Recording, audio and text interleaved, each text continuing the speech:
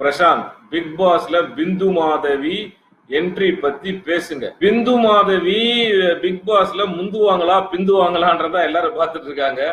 So Bindu Madhavi பிந்து மாதவியா இல்ல பிஞ்சு போன மாதிரியாக போறாங்களா, என்ன பண்ண போறாங்கன்னு தெரியல. அவங்களுக்கு ஒரு பெரிய அட்வான்டேஜ் இருக்கு. ஆல்ரெடி வையாபுரி என்ன பண்ணியிருக்காரு, கணேஷ் என்ன எப்படி முட்டை சாப்பிட்றாரு, ஸ்நேகன் வந்து எப்படி பாவம் இவ்வளவு டிசிப்ளின்டா இருக்காரு, அதுக்கப்புறம் வந்து ஜூலி எப்படி இவ்வளவு உண்மையா இருக்காங்க அப்படின்னு பல விஷயங்கள் அவங்களுக்கு ஆல்ரெடி தெரிஞ்சிருக்கும். ஸோ அதனால அவங்களுக்கு வந்து ஒரு பெரிய அட்வான்டேஜ். எல்லாருமே வந்து இன்னைக்கு வந்து உலகமே வந்து ஒரு பிக் பாஸ் அப்படின்ற ஒரு ப்ரோக்ராம் பத்தி தான் எல்லாரும் பேசுறாங்க. ஸோ இப்போ ஒரு நம்ம வந்து ஒரு ஒரு ஒரு கிரியேட்டிவா போகணும். இப்போ இந்த பிக் பாஸ் வந்து ஒரு நல்ல கான்செப்ட் தானே. இப்போ எல்லாமே பிக் பாஸ்ல தான் வரணும், எல்லாமே பிக் பாஸா மாறிடணும். லைக் எல்லாமே எல்லா பிராண்டுமே இப்போ பிக் பாஸ் உப்புகல்ல, பிக் பாஸ் ஒச்சக்கல்ல, big boss chicken, big boss mutton. இப்போ அந்த அந்த பிக் பாஸ் உப்புகல்ல அப்படின்னு வச்சுக்க, அந்த பிக் பாஸ் கணேஷ் உப்புகல்ல இருக்கும். உப்புகலை அந்த அந்த உப்புகளை நம்ம சாப்பிட்டோம் அப்படின்னா நெஞ்சில எப்படி ஆயிடும். ஆமா, பிக் பாஸ் கணேஷ் உப்புகல்ல வெளியே போயிடும்.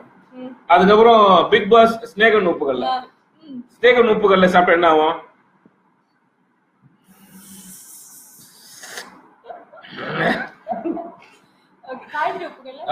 காயத்ரி உப்புகள்னா அதை சாப்பிடவே மாட்டாங்க, ஏன்னா அது விஷம்.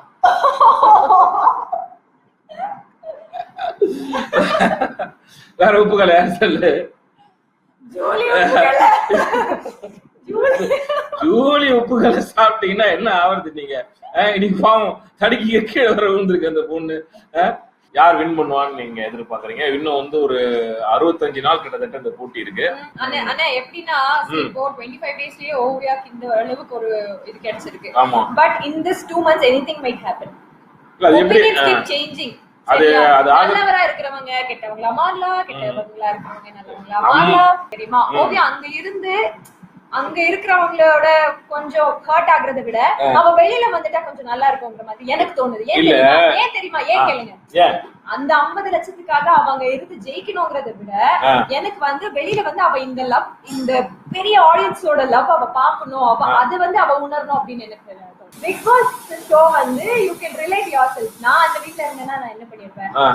ஆமால, இதுதானே பண்ணிருப்பேன். ஏன்னா பீங் a media person, நீ வீட்ல இருந்தா ஒரு 10 பேர் துரத்தி வச்சிருப்ப. மாமா கிட்ட சொல்லிடும், போடா ஸ்நேகன் கிட்ட வர கட்டி பிடிக்க போடா. மாமா இருக்க மாட்டாங்களே அங்க. ஓகே, சோ அந்த மாதிரி தான் எனக்கு பிடிக்கும் பிக் பாஸ். உங்களுக்கு ரொம்ப பிடிச்ச கண்டஸ்டன்ட் சொல்லு. ஓவியா ஓகே, அது இல்லாம செகண்ட் ஃபேவரட் யார்? செகண்ட் ஃபேவரட் அப்படின்னு யாருமே சொல்ல முடியலங்க. பிகாஸ் அவ்வளவுதான், யாருமே இல்ல அந்த அளவுக்கு. அடுத்து யாராவது ஸ்பெஷல் கண்டஸ்டன்ஸ் போனா அவங்க மேல ஒரு ஒப்பீனியன் வரும்னு நினைக்கிறேன். ரச்சிதா நீ மட்டும் உள்ள போனே வச்சுக்கோ, என்னோட எல்லா ஓட்டு உனக்கு தான். ஓகேவா? இல்ல மட்டும் வரும்னு நினைக்கிறேன். இல்ல நீ நல்லா கொஞ்சம் பாவம். இந்த பொண்ணெல்லாம் உள்ள போச்சுன்னா ஆல்ரெடி பாதி மென்டல் போனோம். உள்ள போயிட்டு அண்ணா எங்க இருக்கீங்க, நீங்க வாங்கல, கணேஷ் முட்டை தர மாட்டான், இருந்து ஒரு முட்டை அவனே சாப்பிட்டான், வந்து கூட்டிட்டு போங்க வரணும். Okay, talk about Julie. Julie பொண்ணு பேசுற அளவுக்கு நாங்க பெரிய மனுஷன் கிடையாது. சொன்னா நான் வந்து அவுட் ஆயிடுறேன். அது அந்த பல்லல அது ஒரு பாவம் பாரு. பொண்ணுக்கு எதுவுமே தெரியல, ரொம்ப நல்ல பொண்ணு. ஆமா, ரொம்ப நல்ல பொண்ணு ஜூலி. அது வந்து மக்களுக்காக ஜல்லிக்கட்டெல்லாம் மீட்டு கொடுத்துருக்குது. ரொம்ப ஒரு வீர தமிழிச்சு பாவம். அது ஆக்சுவலி ரொம்ப மரியாதை தெரிஞ்ச ஒரு பொண்ணு. பாவம் ஒண்ணும் தெரியல, அதுக்கு அந்த பிஹேவியர் தெரியல. ஒரு 4 பேர் ஏன்னா பேசுறது வந்து எபிசோட்ல ஓவியா சிரிச்ச மாதிரி இருக்கு. அந்த சிரிப்பா வருது sir. Don't talk about the family dignity. Oh my God, நீங்க என்ன சொல்லுங்க? எனக்கு டிக்கெட் லைவ் ஓ என்ன அமிஷ்டம். ஓ மை காட், பலானிக்கா போடா லூசு போடே. நீ என்ன லூசு போடா காலை ரவுதி. இவன் எப்படி என் ஃப்ரெண்ட் லிஸ்ட்ல வந்தான்? ஓகே, ஜெகதீஷ் மாதிரி ஆட்களும் இருப்பாங்க. இருக்கட்டும், அவன் என்ன பண்றான்னா அவனுக்கு ஒரு பதில் கொடுத்தேன், அவ்வளவுதான். பாவம் பழனி கலை அவனுக்கே நம்ம அவனே பப்ளிசிட்டி பண்ணிக்கிறோம். அப்படிதான் பதில் அதெல்லாம் இல்ல. சொல்லுங்க. அது லைவ்ல சொல்லி வேண்டியது. அவன் எல்லாரும் மட்டும் தான் அவனும் போடுறான். என்ன போடுறது? சோ எல்லாருக்கும் வரப்ப முகமது அர்ஷாத் ஹாய் டார்லிங், நம்ம ஹாய் டார்லிங் அப்படின்னு சொல்லுவோம்ல. ஹாய் எல்லாரும் எப்படி இருக்கீங்க? ரொம்ப நாளாச்சு இல்லையா லைவ் வந்து. கொஞ்சம் டைம் கிடச்சிது ஷூட்டிங் கிடையில, ஸோ உங்கள் கூட பேசலாங்க. பிக் பாஸ் ஜூலி பற்றி சொல்லுங்கன்னு ஆறுமுகம் கணேசன் சொல்கிறாரு. நம்ம என்ன தனியாக சொல்கிறது, ஊரே சொல்லுன்னு சொல்லுதே, அவங்கள பற்றி நம்ம என்ன சொல்கிறது. ஒரு பாவம் வந்து பொண்ணுக்கு தெரியல, கேமரா வந்து 30 கேமரா வந்து 24 மணி நேரம் இயங்கிக்கிட்டு இருக்கும் பொழுது நம்முடைய அகமும் புறமும் அதால் படிக்க முடியுங்கிறது அவருக்கு தெரில. ஒருத்தர் நேருக்கு நேர் நம்ம கண்ணுக்குள்ளே பார்த்தாலே நம்மளுடைய மனசை படிச்சிட முடியும். அப்படி இருக்கும்போது இத்தனை கோடிக்கணக்கான மக்கள் உங்களுடைய முகத்தை, உங்களுடைய நடவடிக்கைகளை, உங்களுடைய உடல் மொழியை படித்து கொண்டிருக்கிறார்கள் என்ற பிரஜை இல்லாமல் இருக்கா அந்த பொண்ணு. அதனால் ஏகப்பட்ட குளறுபடிகள், அவள் குளறுபடிகள் நிறைய பண்ணுறதாலே அது பார்க்குறதுக்கு, அந்த ஷோ பார்க்குறதுக்கு நம்மளுக்கு இன்ட்ரெஸ்டிங்காக இருக்குது. அப்படி ஒருத்தர் அந்த ஷோவில் இல்லவே இல்லைன்னா கொஞ்சம் போர் அடிச்சிடுமோ என்னமோ. கலகம் பண்ணுறதுக்கும் வேணும் இல்லையா? Hi ma'am, don't you think Big Boss is scripted? Your thoughts? Okay, Big Boss cannot be scripted. 24 மணி நேரமும் அவங்க மேலே கேமரா இயங்கிக்கிட்டே இருக்குது. அவங்க கொடுக்குற டாஸ்க், அவங்க கொடுக்குற அந்த விளையாட்டுகள் அதெல்லாம் தான் முன்கூட்டியே முடிவு பண்ணப்பட்டவை. அந்த விளையாட்டுகளில் இவங்கள்லாம் வின் பண்ணணும், இவங்கள்லாம் இப்படி பேசணும் அப்படிங்கிற ஸ்கிரிப்டெல்லாம் இருக்கிறதுக்கு சாத்தியமே இல்லை. நம்மெல்லாம் அத்தனை ஒரு கோடிக்கணக்கான ஜனங்களை ஒரே சமயத்தில் யாராலையும் முட்டாளாக முடியாது. உன்னிப்பாக கவனிச்சிங்கன்னா தெரியும், அது ஸ்கிரிப்டட் இல்லை. சில விஷயங்கள் நடக்கணும் அப்படிங்கிறது வந்து லைக் இவங்க வந்து ஜெயிக்கிறவங்க வந்து இவங்களுக்கு இந்த டாஸ்க் கொடுக்கணுங்கிறது அவங்க முடிவு பண்ணியிருக்காங்க.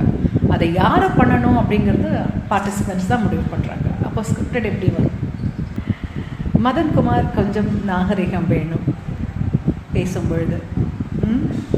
வயசுங்கிறது நம்ம எல்லாருக்கும் வரும், உங்களுக்கும் வரும். Address me properly with respect, இல்லாட்டா மூடிட்டு போங்க. மேம் ஓவர் மேக்கப் யூஸ் பண்ணாதீங்க. சரி, எனக்கு என்ன பிடிக்குதோ அது தானே நான் பண்ண முடியும்.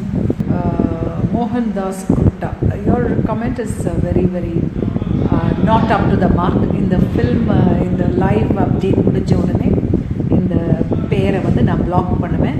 நான் மறந்துட்டாலும் யாராவது எனக்கு ஸ்க்ரோலில் ரிமைண்ட் பண்ணுங்கள், இல்லை இன்பாக்ஸ் மெசேஜ் பண்ணுங்கள். I have to block this person. Okay, Oviya பற்றி சொல்லுங்கள். She is a very lovable kiddo. அந்த அம்மா, அந்த கேர்ள் வெளியில் வந்த உடனே எனக்கு ஐ வாண்ட் மீட் ஹர், என்னோட குழந்தை மாதிரி ஐ சி. இப்போ ஒட்டுமொத்த தமிழ்நாடுமே ஓவியா கூட அந்த மாதிரி ஒரு பாண்டிங் தான் இருக்குது. இப்போ நான் மட்டும் விதிவிலக்கா என்ன சொல்லுங்கள். She is so lovable. என்ன அந்த டான்ஸ்லலாம் என்ன ஒரு கிரேஸ். மார்னிங் சாங் போட்டால் ஓவியா பக்கம் எப்போ கேமரா போகும்னு ஆசையாக இருக்குது. அவள் கேமரா கிட்ட வந்து கொஞ்சம் கொஞ்சம் பேசுறது அழகு. அவளோட கண்ணில் ஒரு உண்மை இருக்கும். And she tax what she things. ஒரு ஒளிவு மறைவு கிடையாது. ஈஸியாக ஃபர்கிவ் பண்ணுற படம். ரொம்ப மெச்சூரிட்டி இந்த வயசில். I love Oviya. ஷியாலி good girl. Akshara Hassan, she's done some risky stunt sequences.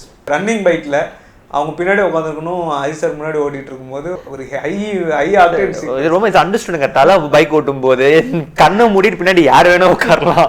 இல்லை, அது ரொம்ப ஹைலி ரிஸ்கி.